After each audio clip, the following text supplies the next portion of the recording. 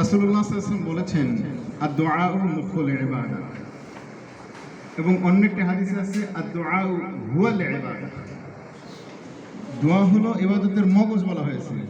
আবার অন্য একটা হাদিসে আদ-দুআউ হুয়াল ইবাদাহ, দোয়াটাই ইবাদত। আমি যত কাজ করি না কেন, দোয়া করাটা এটা আল্লাহর কাছে চাওয়া, কান্নাকাটি করে, এটা কি ইবাদত। আমরা নামাজ পড়ি, এটা কি ইবাদত। তো রোজা রাখি, এটা কি ইবাদত। তাসবিহ তাহলিল করি, এটা কি ইবাদত। কোরআন তেলাওয়াত করেছি, এটা কি ইবাদত। ঠিক অনুরূপভাবে আজকে আমরা দোয়া করব, এই দোয়াটাও কি ইবাদত, আল্লাহর মেহেরবানি। আর দোয়া এটা মুমিনের জন্য বড় ধরনের একটা অস্ত্র। সারা পৃথিবীর সব কিছু যাই হোক না কেন, যত বিপদ সে আসুক না কেন, মুমিনের দোয়া এমনভাবে কাজ করে, হাজারো কঠিন বিপদ চেপে বসেছে, আল্লাহর কাছে মুমিন এক ফোঁটা পানি ফেলেছে তো সব মাটি পানি হয়ে গেছে। কোনো বিপদ আর বিপদ নেই, কোনো ঝামেলা নেই। সকল কঠিন কঠিন জিনিসকে সহজ করে দোয়া। এজন্য আমাদের এই পরীক্ষার আগে আমাদের যে দোয়ার অনুষ্ঠান করা, দোয়া করা, এর জন্য যে এই যে একটা বিষয়টা রয়েছে, এটা খুবই গুরুত্বপূর্ণ এবং খুবই গুরুত্ব বহন করে। এজন্য তোমরা হয়তো অনেকেই দীর্ঘ সময় বসে থাকার কারণে একটু তোমাদের অনেকেরই ধৈর্যচ্যুতি করছে। কিছুক্ষণের মধ্যে ইনশাল্লাহ হয়ে যাবে। তোমরা একটু ধৈর্য ধরো, ইনশাল্লাহ তোমরা এই সবরের ফল পাবে। আমি একটা দুটো কথা বলি, ইনশাল্লাহ শেষ করব। পরীক্ষার্থী তোমরা যারা আছো তোমাদেরকে একটু কথা বলি। অনেক বেশি কথা বলার সময় তো এখন না, সুযোগও নাই। তো দু একটি কথা বলি। একটা হলো, তোমরা আজকে পরীক্ষা দেবে, পরীক্ষা দেওয়ার পর তোমাদের যে পরীক্ষার রেজাল্টটা হবে, এই রেজাল্টটা এটা হবে মুসাজ্জাল, একদম খাতায় লেখা। অর্থাৎ এই রেজাল্টটাই তোমাকে সারা জীবন বয়ে বেড়াতে হবে। তুমি কি পেয়েছো, এ পেয়েছো না এ প্লাস পেয়েছো না কি পেয়েছো। মনে করো তুমি কোন একটা জায়গায় পরীক্ষা দিয়েছো, সেখানে ফার্স্ট হয়েছো, অথবা সমস্ত ছাত্রদের মাঝে তুমি হয়েছে এক। এইটা হয়তো কোনো জায়গায় লেখা নাই, কিন্তু এখন যে রেজাল্টটা হবে তা তোমার জীবনের জন্য কি হবে, লেখা হবে। এই জন্য বিষয়টা খুব গুরুত্ব দিতে হবে। পরীক্ষায় ভালো রেজাল্ট করার জন্য সবচেয়ে বড় কাজ হলো তোমার, প্রথম হলো নিজের পড়াশোনা করে তো প্রস্তুতি গ্রহণ করবেই। তারপরে কাজ কি, তারপরের কাজটা হলো আল্লাহর উপরে তাওয়াক্কুল করা। যদি কেউ এই কথা ভাবে, আরে ভালো প্রস্তুতি নিয়েছি, নো প্রবলেম, এবার যাবো আর লিখবো, তাহলে এটা খুবই ভুল হবে। কারণ মানুষের মনে কোনো কিছু জাগায় দেওয়া, ভুলায় দেওয়া, এটা কিন্তু আল্লাহর কাজ। কি যে আল্লাহর মানুষের অন্তর আল্লাহ পাক রব্বুল আলামিনের কাছে এমনভাবে থাকে যে আল্লাহ পাক রব্বুল যে কোনো সময় ঘুরাই দিতে পারেন। কলবকে বলা হয় কলব, তাই না? কলব মানে কি? হৃদয়কে বলা হয় কলব, নাকি? কলব শব্দের অর্থ কি? পরিবর্তন হওয়া। কলবুল মানে কিন্তু পরিবর্তন হওয়া। মানুষের হৃদয়টা সারাক্ষণ পরিবর্তন হতে থাকে, ঘুরতে থাকে এরকম সেরকম। এই জন্য এটাকে কলব বলা হয়। যারা ডাক্তার আছেন বা বিজ্ঞজনেরা আছেন, ওরা বলেছেন, যারা গবেষক আছেন, যে মানুষের কলব, অন্তর, এটা তাদের যে কোনো একটা বিষয়ের উপর মাত্র 7 সেকেন্ড স্থায়ী থাকে। 7 সেকেন্ড পর আরেকটা জিনিস গ্রহণ করে। এরকম দ্রুত পরিবর্তন হতেই থাকে। দেখবেন আপনি যে কোনো একটা বিষয়ের উপরে একাধারে একরকম থাকতে পারছেন না, মানে পরিবর্তন হচ্ছে একের পরে। যার কারণে কখনো ভুলে যাওয়া এটা স্বাভাবিক ব্যাপার। কোনো জিনিস ভুলে যাওয়া স্বাভাবিক ব্যাপার। এই জন্য আল্লাহর কাছে খুব চাইতে হবে, কামনা করতে হবে। আল্লাহর কাছে কইতে হবে, আল্লাহ আমি তো অধম, আমার তো কোনো শক্তি নেই। চেষ্টা করার জন্য তুমি নির্দেশ দিয়েছো, তো আমি চেষ্টা করেছি, কিন্তু পরীক্ষার ফলাফল দেওয়ার মালিক তো তুমি। আল্লাহ তুমি আমাকে ভালো রেজাল্ট দিও, আল্লাহ তুমি আমাকে ইজ্জত মান করো, আল্লাহ তুমি আমাকে সম্মানিত করো। তুমি একটু কান্নাকাটি করে আল্লাহর কাছে যাও, আল্লাহ পাক রব্বুল আলামিন তোমাদেরকে অবশ্যই বরকত দান করবেন। 2 রাকাত নামাজ না পড়ে কেউ হলে যাবে না, কমপক্ষে 2 রাকাত নামাজ পড়বে। কি পারা যাবে ইনশাআল্লাহ? এরপরে তুমি যখন পরীক্ষার হলে প্রবেশ করবে, তখন পরীক্ষার হলে যাওয়ার আগে, ঘরে ঢোকার আগে, হলে ঢোকার আগে, প্রবেশ করার আগে ইয়া আজিজ 11 বার পড়বে, হে মহা পরাক্রমশালী। আল্লাহ পাক রব্বুল আলামিনের কাছে নিজে সারেন্ডার করো। আমার আম্মা আমাকে এরকম তালিম দিতেন, বাবা এরকম করবি। আমি অনেক বেশি মেধাবী ছিলাম না, কিন্তু তারপরেও কেন যেন পরীক্ষা ভালো রেজাল্ট হয়ে যেত। কিভাবে হলো আমি নিজেও বুঝতাম না, কিন্তু আমার আম্মা বলতেন, মা বাবা তুমি এরকম এটা করো, কিন্তু এই সূরা পড়ো, ইয়া আজিজ পড়ো, এই দোয়া পড়ো, এরকম বলতেন। আরেকটা কথা বলেছিলেন যে পরীক্ষার হলে যখন তুমি খাতা নিবে, তখন খাতা নেওয়ার পরে প্রশ্ন যখন পাবে, খাতা নেওয়ার পর তো তুমি সব ভরাট টরাট করবে, অন্যান্য কাজ করবে, মার্জিন করবে। খাতা দেখার পর মানে খাতা পাওয়ার পর যখন প্রশ্ন হাতে দিবে, প্রশ্নের দিকে না তাকিয়ে প্রশ্নটা উল্টায় রাখবে। এরপর ইয়া আজিজ 11 বার পড়ো। 11 বার পড়তে কত সময় লাগতে পারে? 11 মিনিট তো লাগবে নাকি? কত মিনিট? এই 1-2 সেকেন্ড। ইয়া আজিজ ইয়া আজিজ ইয়া আজিজ। এরপরে পরীক্ষার খাতার উপরে তুমি একটু এই ইয়া উফাবিদু আমরি ইলাল্লাহ লেখো। কালি দিয়ে লেখার দরকার নেই, কালি ছাড়া লেখো। ওটা আবার দেখলে এক্সামিনার কি মনে করে? কিছু মনে করার কিছু নেই। উফাবিদু আমরি ইলাল্লাহ মানে আমার সব কিছু আমি ছেড়ে দিয়েছি আল্লাহর হাতে। এরপর পরীক্ষা দাও। তোমার খাতাটা যখন একজন পরীক্ষকের হাতে আসবে, খাতা দেখার সাথে সাথে ওনার মনের ভিতর এমনিতেই দয়ার উদ্রেক হবে। উনি দিতে চাইছেন 4, হয়ে গেছে 8, দিতে চাইছেন 5, দিয়ে ফেলছেন 6, দিতে চাইছেন 7, হয়ে গেছে 9। মানে কেমন করে যে পরীক্ষাটার নাম্বার বাড়তেছে উনিও জানে না। একবার আমি নিরীক্ষক ছিলাম। যখন আমি নিরীক্ষক ছিলাম, প্রধান পরীক্ষক ছিলেন আমাদের প্রিন্সিপাল হুজুর। 22টা এক্সামিনারের খাতা নিরীক্ষণ করেছি, 22টা। এর মধ্যে দেখলাম যে অনেক খাতা এমন আছে যার খাতার লেখা দেখলে বিশ্রী লাগে, এত নাম্বার পেয়ে গেছি কল্পনা করা যায় না। এখন আমি একজন নিরীক্ষক, আমার হাতে মাত্র 6 মার্ক আছে, এর বেশি তো আমি বাড়াইতে পারবো না, এগুলো নিষেধ। তাহলে আমি একে যদি ওরা কমাইতেও যাই, দেখা গেল ওকে দিয়ে রাখছে কত, 90 দিয়ে রাখছে, আমি কমাইতে না 6 মার্ক 90, তাও তো সে 84 পেয়ে গেল। কমানো যাচ্ছে না। আবার কিছু খাতা এমন আছে যাদের হলো নাম্বার এত বেশি মানে এত কম হয়েছে, জোর আরো বেশি পাওয়া দরকার, কিভাবে বাড়াবো? একটা দুটো খাতা, তার জন্য এক্সামিনারকে আবার ডেকে আনবো, তাও সম্ভব হয় না। এগুলোর মূল কারণ হলো এটা, এই লোকটা, এই ছেলেটা হয়তোবা যে ভালো নাম্বার পেয়েছে, না জানি কি একটা ভালো আচরণ করেছে কার সঙ্গে, কার জন্য দোয়া নিয়েছে, কে যেন দোয়া করেছে, তার কারণে সে উঠে গেছে। এই জন্য তোমাদের কাছে আমার একটা কথা, তোমরা দোয়ার চিন্তা করবে। কি কথা বুঝতে পেরেছো?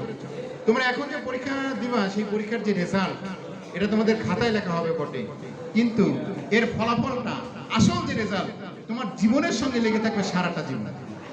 কি কথা বুঝতে পেরেছো? এই জন্য তোমাদেরকে এই বিষয়টা খুব খেয়াল রাখতে হবে। একটা বিষয় শোনো, যে মানুষ কি কি কারণে রহমত থেকে মাহরুম হয়, তার ভিতর একটা বিষয় আছে, সেটা হলো যখন গুনাহের কাজ করে এবং বেয়াদব, গুনাহের কাজ করতেছে, পাপের কাজ করতেছে। তো পাপের কাজ করলেও যে পরিমাণ মানুষ রহমত থেকে মাহরুম হয়, তার চেয়ে বেশি হয় বেয়াদবি করবে। কারণ একজন গুনাহ করার পর অনুশোচনা জাগে, আল্লাহ কি একটা করে ফেললাম রে, করার সময় একটা অন্যায় করে ফেলেছে, পরে মনে আরে কি কাজটা করে ফেললাম রে, গুনার কাজটা হয়ে গেল।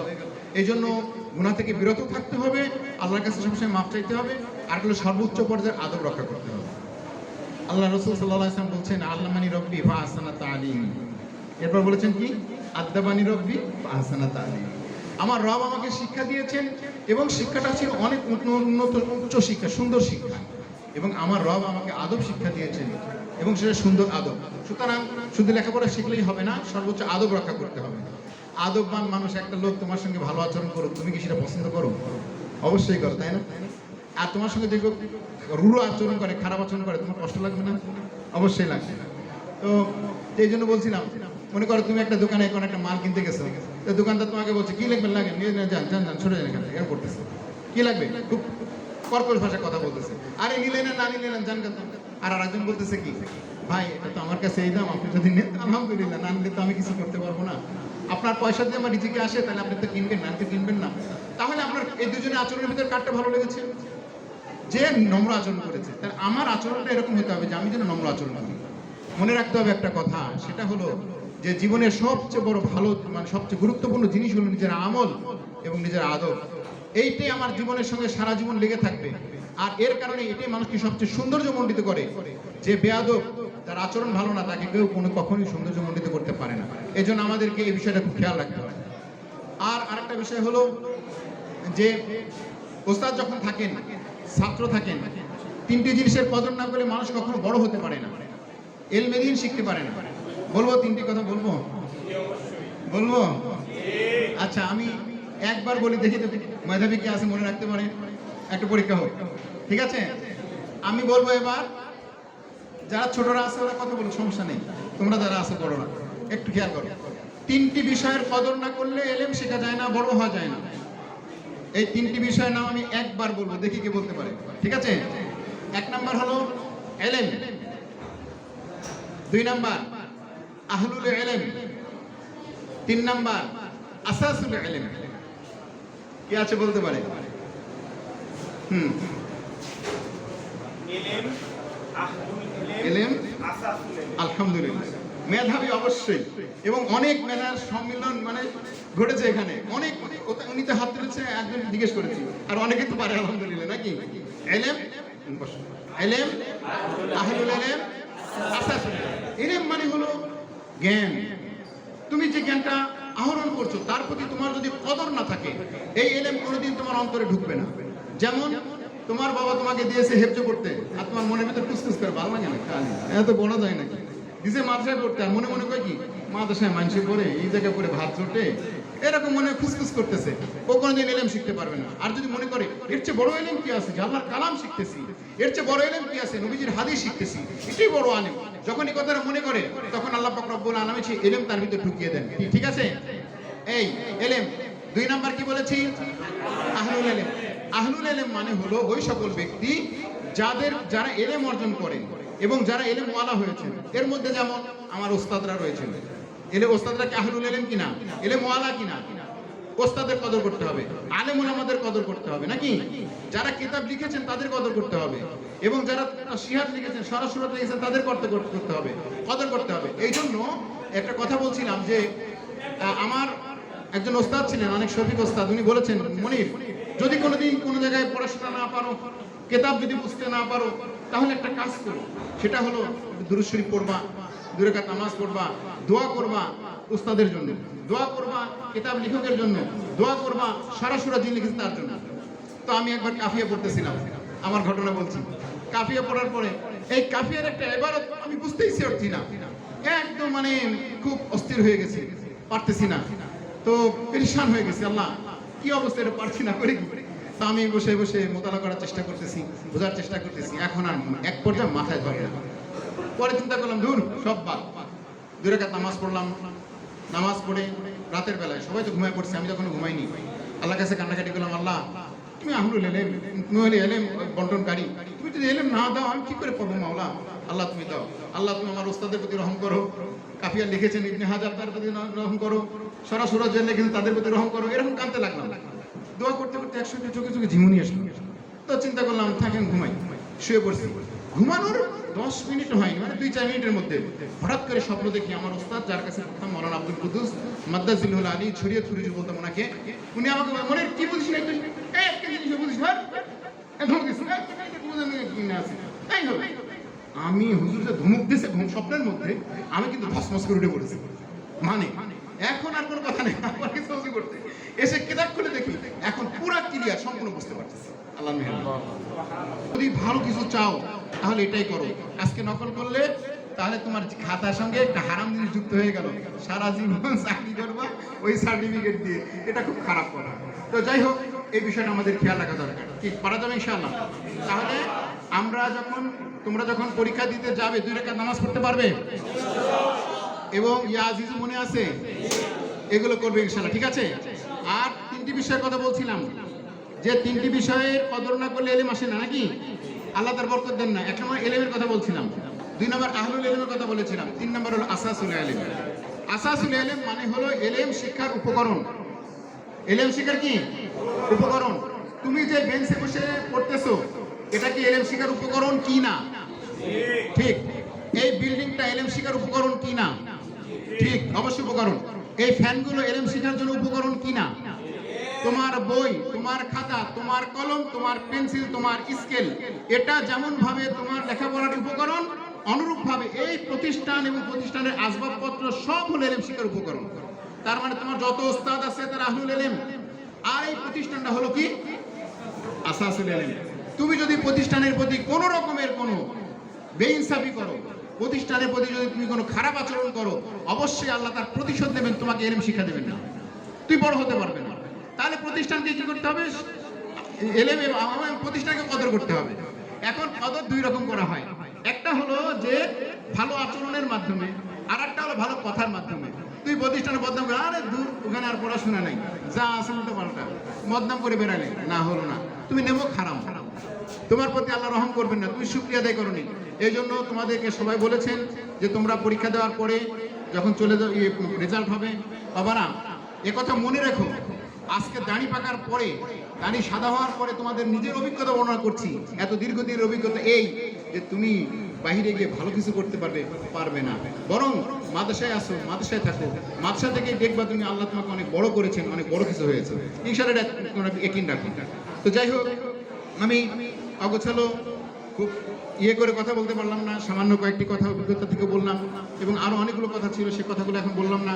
আজকে মূল জিনিসটাই ছিল আমার এই কথাটা বলার, যে তোমরা আদব বলা হও এবং এলেম, আহলুল এলেম, আসাসুল এলেমের প্রতি তোমরা সবাই সম্মান ইজ্জত রাখো, তাহলে আল্লাহ পাক রব্বুল আলামিন তোমাদের সবাইকে ইনশাআল্লাহ কদর করবে।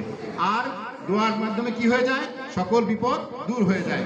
পরীক্ষার হলে থাক নানা ধরনের সমস্যা, যদি শিক্ষামন্ত্রী তোমার কাছে দাঁড়িয়ে থাকেন, যে তোমার পরীক্ষা দিচ্ছ দাঁড়িয়ে থাকেন, আর আল্লাহর যদি রহমত থাকে, ও শিক্ষামন্ত্রী অনেক কিছুই হবে না, কি তোমার পরীক্ষা কোনোদিন ফেল করবে না, পাস করে যাবে। আর এখানে একদল আল্লাহওয়ালা মানুষ আছেন যারা তোমাদের জন্য চোখের পানি ঝরাচ্ছেন। ইনশাআল্লাহ আমি আশা করি তোমরা অবশ্যই অনেক উন্নত এবং সুন্দর রেজাল্ট করবা। আল্লাহ পাক রব্বুল আলামিন আমাদের সবাইকে আমল করার তৌফিক দান করুন। ওয়া আখিরু দাওয়ানা আনিল হামদুলিল্লাহি রাব্বিল আলামিন।